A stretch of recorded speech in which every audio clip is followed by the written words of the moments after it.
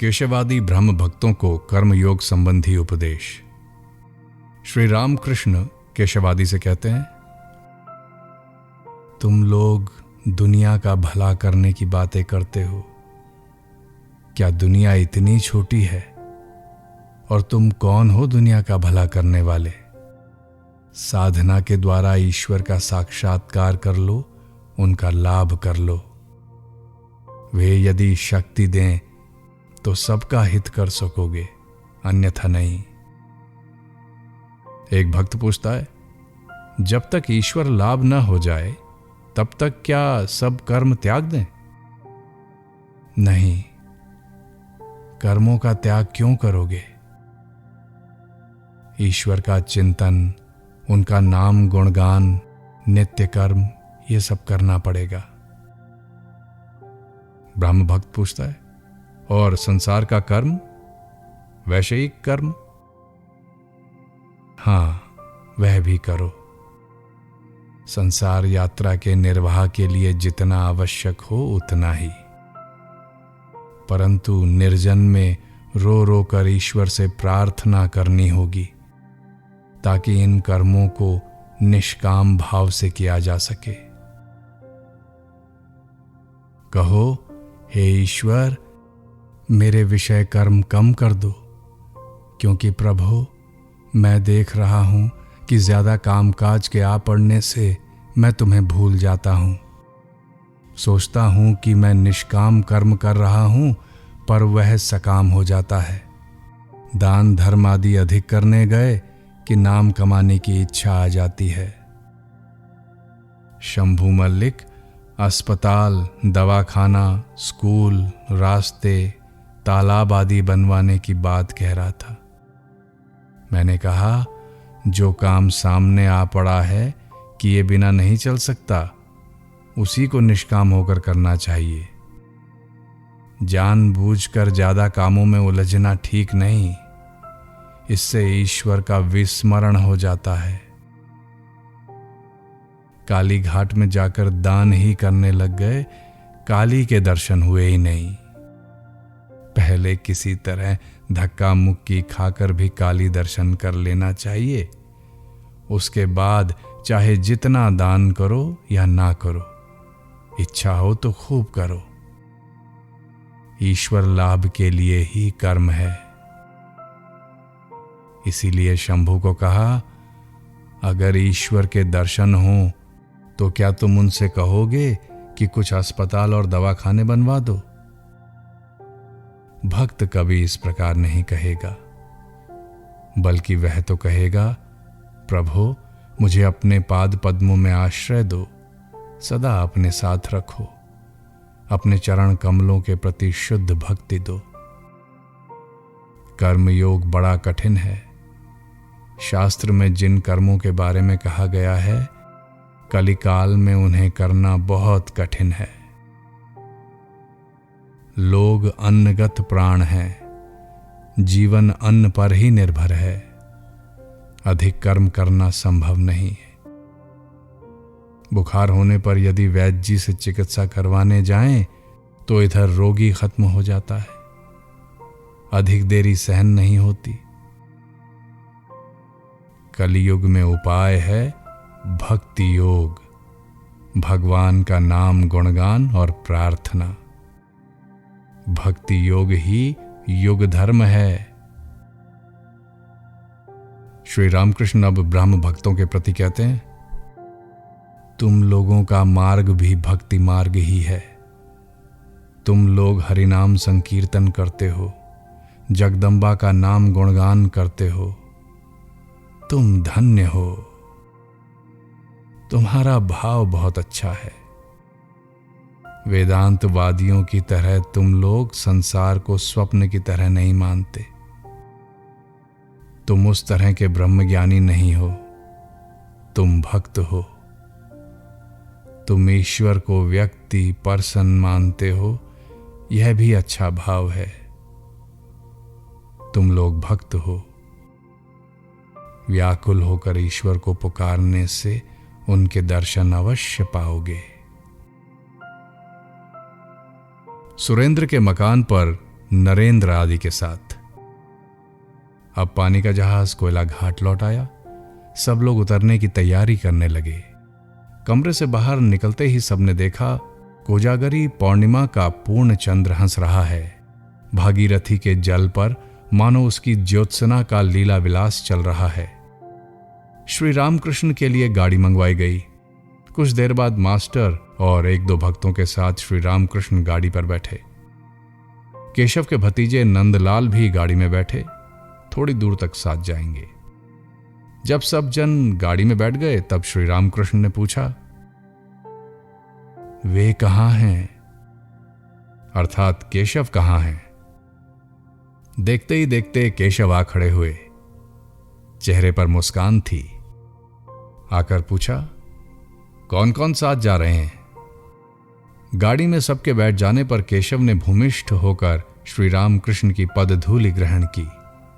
श्री रामकृष्ण ने भी स्नेहपूर्ण शब्दों में विदा ली। गाड़ी चलने लगी। यह अंग्रेजों का मोहल्ला है। सुंदर राजमार्ग हैं। दोनों ओर सुंदर सुंदर इमारतें हैं। पूर्ण चंद्र उदित हुआ है। इमारतें मानो चंद्र की विमल शीतल किरणों में विश्राम कर रही हैं। दरवाजे पर गैस बत्तियां, कमरों के भीतर दीपमालाएं जगमगा रही हैं। जगह जगह पर हारमोनियम पियानो के साथ अंग्रेज महिलाएं गा रही हैं। श्री रामकृष्ण आनंद से मृदु हास्य करते हुए जा रहे हैं। एक जगह एकाएक बोल उठे, मुझे प्यास लग रही है, क्या किया जाए? नंदलाल ने इंडिया क्लब के पास गाड़ी रुकवाई और ऊपर जाकर कांच के गिलास में पानी ले आए। श्री रामकृष्ण ने मुस्कुराते हुए पूछा, गिलास धोया है ना? नंदलाल के हां कहने पर श्री रामकृष्ण ने उस गिलास का पानी पी लिया। आपका बालक जैसा स्वभाव है। गाड़ी के चलने लगते ही बाहर झांक कर आसपास के मनुष्य, गाड़ी, घोड़े, चांदनी आदि देखने लगे। हर एक बात में आनंदित हो रहे हैं। नंदलाल कलुटोला में उतरे। श्री रामकृष्ण की गाड़ी सिमुलिया स्ट्रीट में श्री सुरेश मित्र के मकान के सामने आ पहुंची। श्री रामकृष्ण इन्हें सुरेंद्र कहा करते हैं। सुरेंद्र श्री रामकृष्ण के परम भक्त हैं, परंतु सुरेंद्र घर में नहीं है, अपने नए बगीचे में गए हैं। घर के लोगों ने बैठने के लिए नीचे का कमरा खोल दिया। गाड़ी का किराया देना होगा। कौन देगा? अगर सुरेंद्र होते तो वे ही देते। श्री रामकृष्ण ने एक भक्त से कहा, किराया घर की स्त्रियों से मांग लो ना। क्या वे नहीं जानती कि उनके पति वहां आया जाया करते हैं? सब हंसते हैं। नरेंद्र उसी मोहल्ले में रहते हैं। श्री रामकृष्ण ने नरेंद्र को बुला लाने को कहा। घर वालों ने श्री रामकृष्ण को दूसरे मंजिले पर ले जाकर बैठाया। कमरे की फर्श पर बिछायत बिछी हुई है। उस पर 2-4 तकिए रखे हैं। दीवार पर सुरेंद्र के द्वारा विशेष प्रयत्न पूर्वक बनवाया हुआ तैलचित्र है, जिसमें श्री रामकृष्ण केशव को हिंदू, मुसलमान, ईसाई, बौद्ध आदि सब धर्म तथा वैष्णव, शाक्त, शैव आदि सब संप्रदायों का समन्वय दिखला रहे हैं। श्री रामकृष्ण प्रसन्न बैठकर मुस्कुराते हुए बातचीत कर रहे हैं। इतने में नरेंद्र आ पहुंचे। अब तो श्री रामकृष्ण का आनंद मानो दुगना हो गया। आपने कहा, आज केशव सेन के साथ जहाज में बैठकर घूमने गया था। विजय था, ये सब लोग थे। मास्टर को निर्देशित करते हुए कहा, इनसे पूछो विजय और केशव को मैंने कैसे माँ बेटी का मंगलवार, जटिला कुटिला के बिना लीला की पुष्टि नहीं होती, ये सब बातें कहीं। क्यों जी? मास्टर ने उत्तर दिया, जी हां। रात हो गई है, अब भी सुरेंद्र नहीं लौटे। श्री रामकृष्ण दक्षिणेश्वर जाएंगे। अब अधिक देर नहीं की जा सकती। रात के 10:30 बज गए हैं। राह में चंद्रमा का प्रकाश छाया है। गाड़ी आई। श्री रामकृष्ण चढ़े। नरेंद्र और मास्टर ने उन्हें प्रणाम किया और दोनों कलकत्ते में अपने अपने घर लौटे। सीती का ब्रह्म समाज, शिवनाथ आदि ब्रह्म भक्तों के साथ वार्तालाप और आनंद। उत्सव मंदिर। भगवान श्री रामकृष्ण सीती का ब्रह्म समाज देखने आए हैं। 28 अक्टूबर 1882 ईस्वी, शनिवार, आश्विन की कृष्णा द्वितीया है। आज यहां ब्रह्म समाज के छठे महीने का उत्सव होगा, इसलिए भगवान श्री रामकृष्ण को निमंत्रण देकर बुलाया है। दिन के 3-4 बजे का समय है। श्री रामकृष्ण कुछ भक्तों के साथ गाड़ी पर चढ़कर दक्षिणेश्वर काली मंदिर से श्रीयुत वेणी माधव पाल के मनोहर बगीचे में पहुंचे हैं। इसी बगीचे में ब्रह्म समाज का अधिवेशन हुआ करता है। ब्रह्म समाज को वे बहुत प्यार करते हैं। ब्रह्म भक्त भी उन्हें बड़ी श्रद्धा भक्ति से देखते हैं। अभी कल ही शुक्रवार के दिन शाम को आप केशव सेन और भक्तों के साथ जहाज पर चढ़कर हवाखोरी को निकले थे। सीती पाइकपाड़ा के पास है, कलकत्ते से 3 मील उत्तर दिशा में। स्थान निर्जन और मनोहर है। ईश्वर उपासना के लिए अत्यंत उपयोगी है। बगीचे के मालिक साल में 2 बार उत्सव मनाते हैं, एक बार शरद काल में और एक बार बसंत में। इस महोत्सव में वे कलकत्ते और सीती के आसपास के ग्रामवासी अनेक भक्तों को निमंत्रण देते हैं। अतएव आज कलकत्ते से शिवनाथ आदि भक्त आए हैं। इनमें से अनेक प्रातःकाल की उपासना में सम्मिलित हुए थे। वे सब सायंकालीन उपासना की प्रतीक्षा कर रहे हैं। विशेषतः उन लोगों ने सुना है कि अपराह्न में महापुरुष का आगमन होगा। अतएव उनकी आनंद मूर्ति देखेंगे, उनका हृदय मुग्धधारी वचनामृत पान करेंगे, मधुर संकीर्तन सुनेंगे और देखेंगे भगवत प्रेममय देव दुर्लभ नृत्य। दोपहर को बगीचे में आदमी ठसाठस भर गए हैं। कोई लता मंडप की छाया में बेंच पर बैठा हुआ है, कोई सुंदर तालाब के किनारे मित्रों के साथ घूम रहा है। कितने ही लोग समाज गृह में पहले से ही जगह लेकर आसन पर बैठे हुए श्री रामकृष्ण के आने की बाट जो रहे हैं। चारों ओर आनंद उमड़ रहा है। शरद के नील आकाश में भी आनंद की छाया झलक रही है। बाग के फूलों से लदे हुए पेड़ों और लताओं से छनकर आती हुई हवा भक्तों के हृदय में आनंद का एक झोंका लगा जाती है। सारी प्रकृति मानो मधुर स्वर से गा रही है। आज हर्ष शीतल समीर भरते भक्तों के उर में है विभु। सभी उत्कंठित हो रहे हैं। ऐसे समय श्री रामकृष्ण की गाड़ी आकर समाजगृह के सामने खड़ी हो गई। सभी ने उठकर महापुरुष का स्वागत किया। वे आए हैं, ये सुनते ही लोगों ने उन्हें चारों ओर से घेर लिया। समाजगृह के प्रधान कमरे में वेदी बनाई गई है। वो जगह आदमियों से भर गई है। सामने दालान है, वहां श्री रामकृष्ण बैठे हैं। वहां भी लोग जम गए हैं। दालान के दोनों ओर 2 कमरे हैं, वहां भी लोग हैं। सभी दरवाजे पर खड़े हुए बड़े उत्सुक होकर श्री रामकृष्ण को देख रहे हैं। सबकी दृष्टि एक साथ उनकी आनंद मूर्ति पर जा गिरी। जब तक रंगमंच पर खेल शुरू नहीं होता, तब तक दर्शक वृंदों में से कोई तो हंसता है, कोई विषय चर्चा छेड़ता है, कोई अकेला या दोस्तों के साथ टहलता है, कोई पान खाता है, कोई सिगरेट पीता है। परंतु पर्दा उठते ही सब लोग बातचीत बंद कर अनन्य चित्त होकर एकाग्र दृष्टि से खेल देखने लगते हैं। हंसमुख श्री रामकृष्ण शिवनाथ आदि भक्तों की ओर स्नेह की दृष्टि फेरते हुए कहते हैं, क्या शिवनाथ, तुम भी आए हो? देखो, तुम लोग भक्त हो। तुम लोगों को देखकर बड़ा आनंद होता है। गंजेड़ी का स्वभाव होता है कि दूसरे गंजेड़ी को देखते ही वो खुश हो जाता है, कभी तो उसे गले ही लगा लेता है। शिवनाथ तथा अन्य सब हंसने लगते हैं। संसारी लोगों का स्वभाव, नाम महात्म्य। श्री रामकृष्ण कहते हैं, जिन्हें मैं देखता हूं कि मन ईश्वर पर नहीं है, उनसे कहता हूं तुम कुछ देर वहां जाकर बैठो, या कह देता हूं जाओ रानी रासमणी के मंदिर आदि देखो। सभी हंसने लगते हैं। कभी तो देखा है कि भक्तों के साथ निकम्मे आदमी आए हैं, उनमें बड़ी विषय बुद्धि रहती है, ईश्वरी चर्चा नहीं सुहाती। भक्त तो बड़ी देर तक मुझसे ईश्वरी वार्तालाप करते हैं, पर वे लोग उधर बैठे नहीं रह सकते, तड़पते हैं। बार बार कानों में फिसफिसाते हुए कहते हैं, कब चलोगे, कब चलोगे। उन्होंने अगर कहा ठहरो भी, जरा देर बाद चलते हैं, तो इन लोगों ने रूठ कर कहा, तो तुम बातचीत करो, हम नाव पर चलकर बैठते हैं। सब हंसने लगते हैं। संसारी मनुष्यों से यदि कहो कि सब छोड़ छाड़ कर ईश्वर के पाद पद्मों में मन लगाओ, तो वे कभी नहीं सुनेंगे।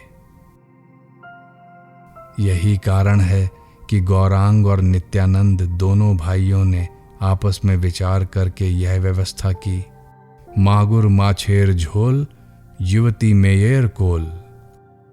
मागुर मछली की रसदार तरकारी, युवती स्त्री का अंक, बोल हरि बोल।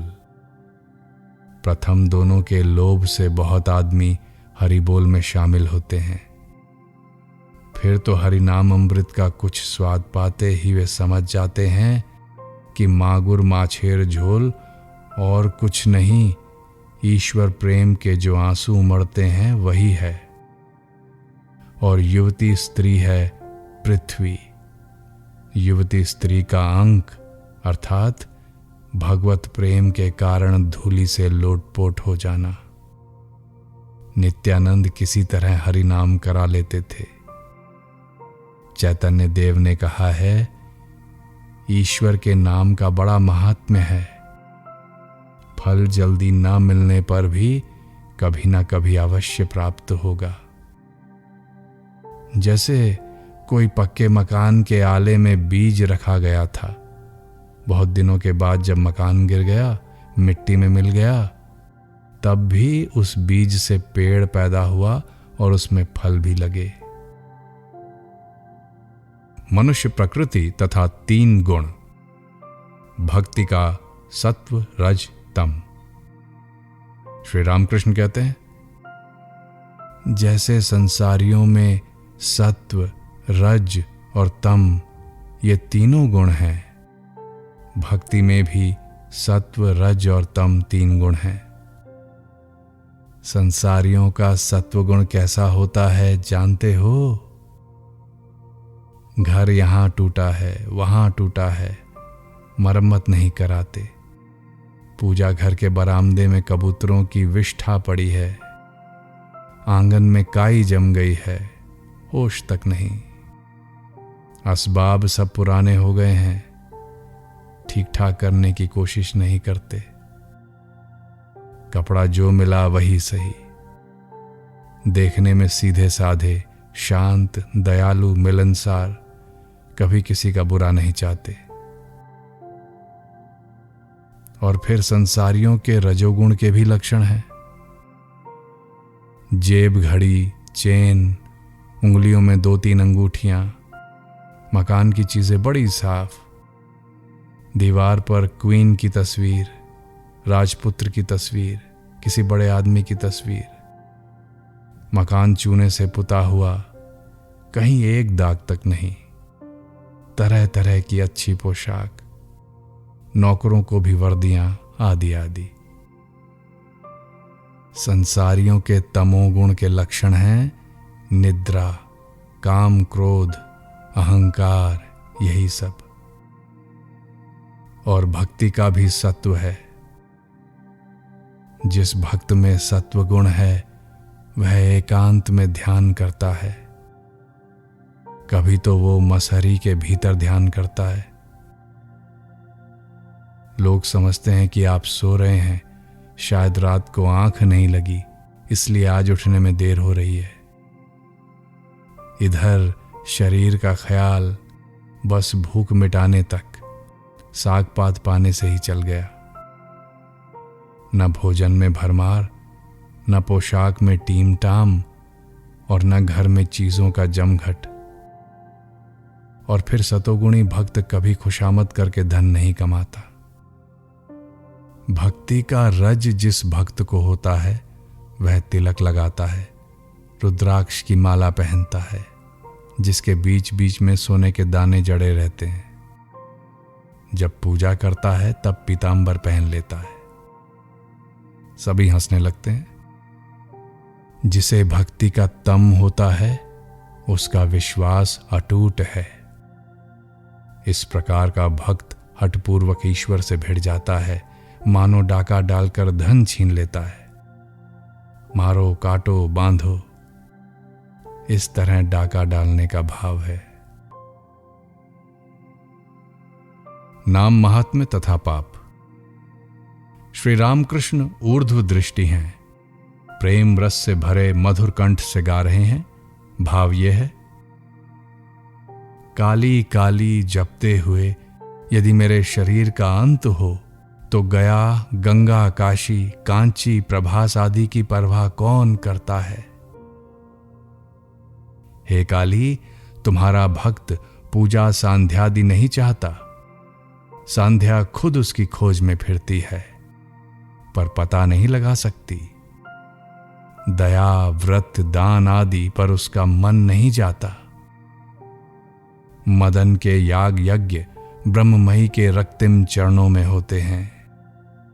काली के नाम का गुण जिसे देवाधिदेव महादेव पांचों मुख से गाते हैं, कौन जान सकता है। श्री रामकृष्ण भावोन्मत्त हो मानो अग्नि मंत्र से दीक्षित होकर गाने लगे।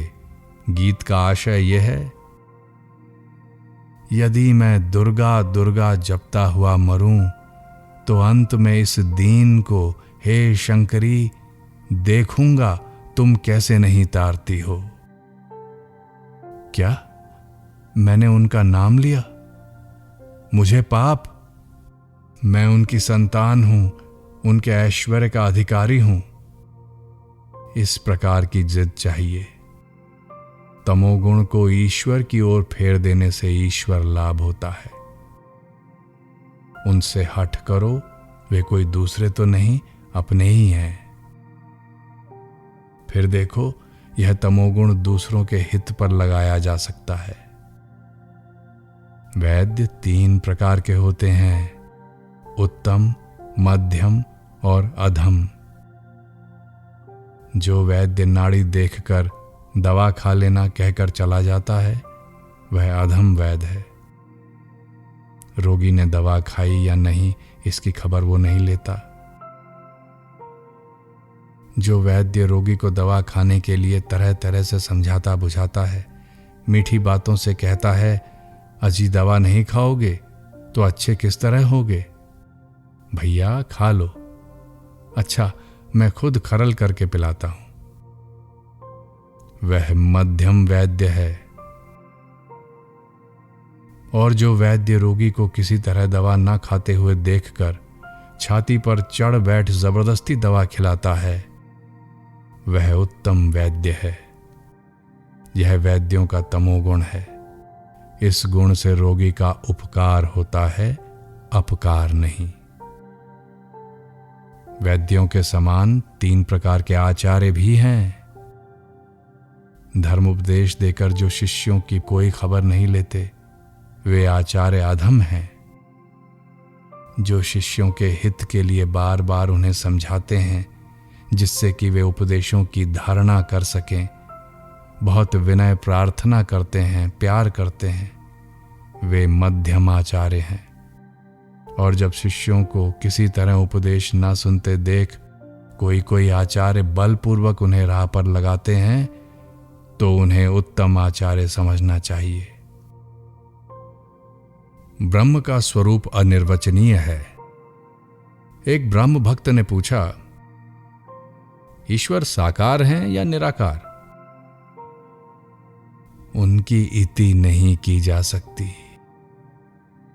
वे निराकार हैं, फिर साकार भी हैं। भक्तों के लिए वे साकार हैं।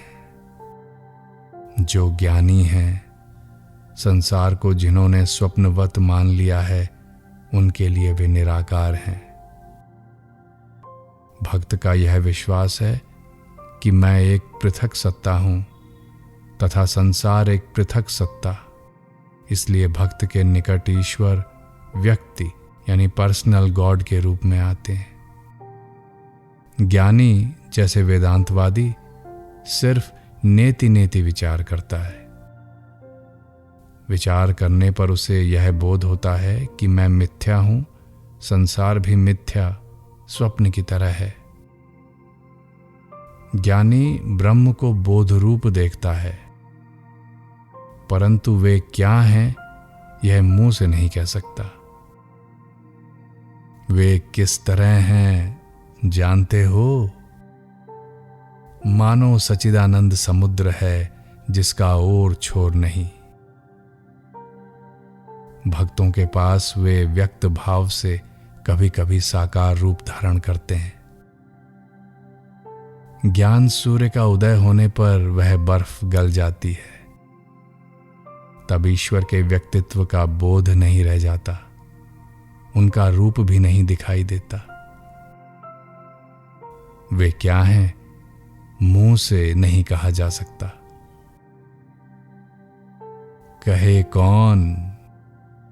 जो कहेंगे वे ही नहीं रह गए, उनका मैं ढूंढने पर भी नहीं मिलता। विचार करते करते फिर मैं नहीं रह जाता। जब तुम प्याज छिलते हो तब पहले लाल छिलके निकलते हैं, फिर सफेद मोटे छिलके। इसी तरह लगातार छिलते जाओ तो भीतर ढूंढने से कुछ नहीं मिलता। जहां अपना मैं खोजे नहीं मिलता, और खोजे भी कौन, वहां ब्रह्म के स्वरूप का बोध किस प्रकार होता है यह कौन कहे। नमक का पुतला समुद्र की थाह लेने गया, समुद्र में ज्यों ही उतरा कि गलकर पानी हो गया, फिर खबर कौन दे। पूर्ण ज्ञान का लक्षण ये है। पूर्ण ज्ञान होने पर मनुष्य चुप हो जाता है। तब मैं रूपी नमक का पुतला सच्चिदानंद रूपी समुद्र में गलकर एक हो जाता है। फिर जरा भी भेद बुद्धि नहीं रह जाती।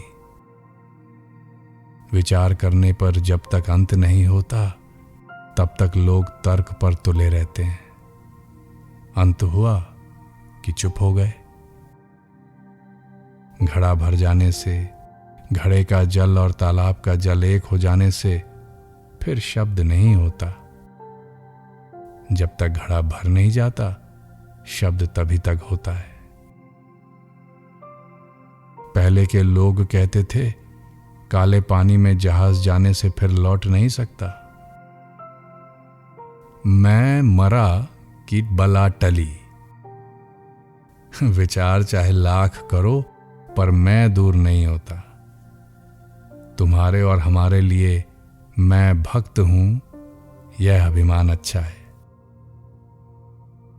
भक्तों के लिए सगुण ब्रह्म है, अर्थात वे सगुण अर्थात मनुष्य के रूप में दर्शन देते हैं।